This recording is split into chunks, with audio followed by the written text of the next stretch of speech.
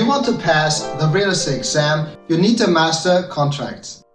Essential contract knowledge for your real estate exam. In this video, you're not just watching, you're actively training. We will go step by step through high probability exam questions, trick scenarios that most students get wrong, real-world contract situations with clear explanations, And fill-in-the-blank drills to lock in the key concepts.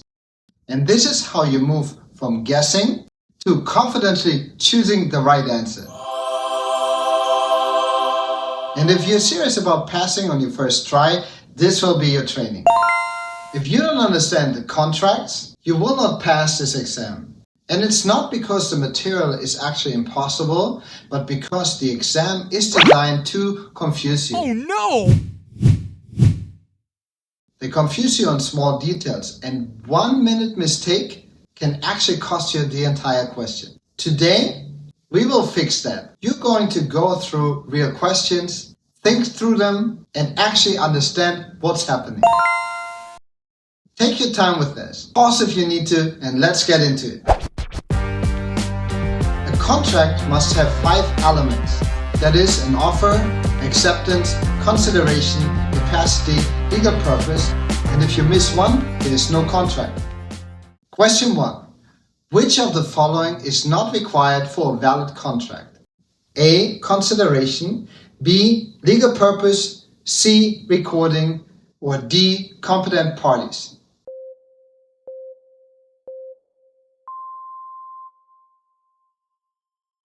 The answer is C. Recording. Recording is not required. It only gives you public notice. fill in the blank. A contract requires and a contract requires offer and acceptance. Section 2, counteroffer. So this is where people start making mistakes. Let's slow down here. Question 2. A seller receives an offer, changes one thing, then signs it. What is it? A. Acceptance, B. A counteroffer, C. An amendment, or D. An executed contract. The answer is B. A counteroffer. Any change, even the smallest one, that will create a counteroffer. Say this in your head. Every counteroffer kills the previous offer. That one rule will actually answer multiple questions on the exam. Question 3. A seller makes a counteroffer, then changes their mind and wants to accept the original offer. Can they? A. Yes, B. No. Think through it.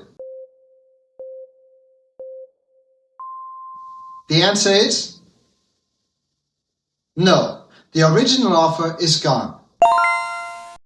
Section 3. Time. Time is strict, no flexibility. Question 4. The offer expires at 5 p.m. The seller signs at 5:01 p.m. What is it? A. Valid acceptance, B. A counteroffer, C. Void, or D. Executed.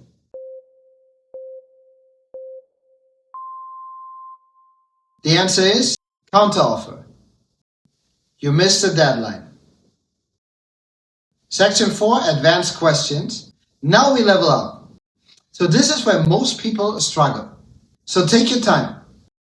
Seller signs the contract, but never communicates acceptance. Is there a contact? A. Yes or B. No.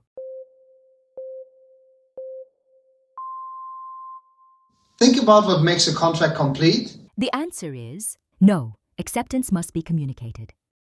There is no expiration date. When does the offer end? A. Never. B. 24 hours. C. Reasonable time. Or D. At closing. The answer is reasonable time. Now I want you to really think like an agent. These are real situations, real exam thinking. Scenario 1. Alex and Maria. Alex submits an offer, Maria signs it. But her agent actually forgets to send it. Before it is delivered, Alex withdraws, and the question is there a contract? A yes or B no?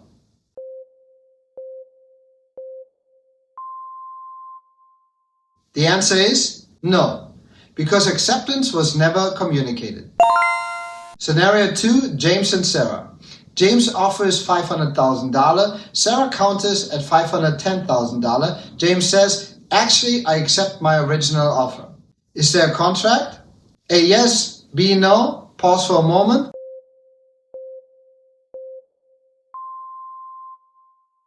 No, the original offer is gone. Scenario 3, David and Lisa. David signs at 4:59 p.m. Lisa receives it at 5:02 p.m. The deadline was 5 p.m. What is it? A. Acceptance. B. A counteroffer.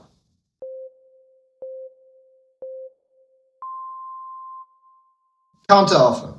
Because Lisa received the signed contract after the 5 p.m. deadline, the original offer expired, so David's late signature is treated as a counteroffer, not acceptance. Kevin and Rachel. Kevin signs under pressure. Later claims duress. What is the contract? Is it A. Void or B. Voidable?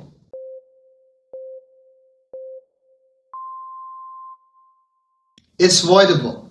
Because Kevin was under duress, the contract is valid unless he chooses to cancel it, making it voidable, not void. Tony and Emily. Tony dies before closing. Emily wants out. What happens? A. The contract ends. B. The contract continues.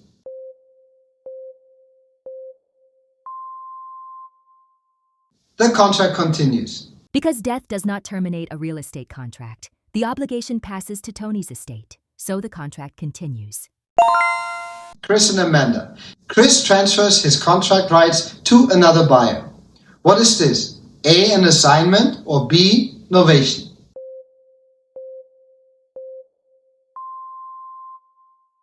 That is an assignment. Because Chris transfers his rights to another buyer without replacing the original contract, it's an assignment, not a novation. Brian and Nicole. A completely new buyer replaces the original one. Original buyer is released.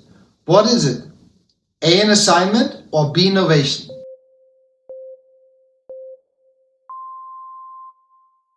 Novation. Because a new buyer replaces the original and the original party is fully released, it's a novation, not an assignment. Eric and Jenna. Eric cancels during the contingency period. What happens? A. A penalty or B. No penalty?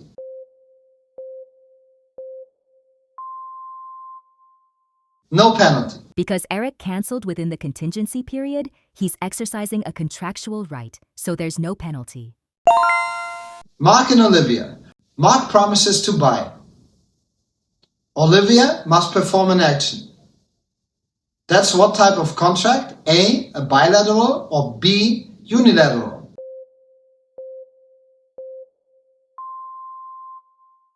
It is a unilateral contract. Because only Olivia is obligated to perform while Mark merely promises, it's a unilateral contract. Daniel and Sophia. They both sign, but they misunderstand the terms. What is missing? A. Consideration. B. A mutual assent.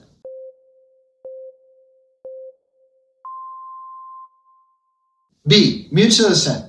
Because both parties misunderstood the terms, there's no meeting of the minds, so mutual assent is missing. Say this with confidence. The counteroffer kills an original. Acceptance must be communicated. Consideration must exist. Void is no contract. Voidable, it can be cancelled. So if this felt challenging, that's good, because this is how you pass. Not by memorizing, but actually by understanding. Take this seriously, and you will walk into the exam with confidence. My name is Ben, I'm a real estate broker and instructor, and I see you in the next class. Aloha.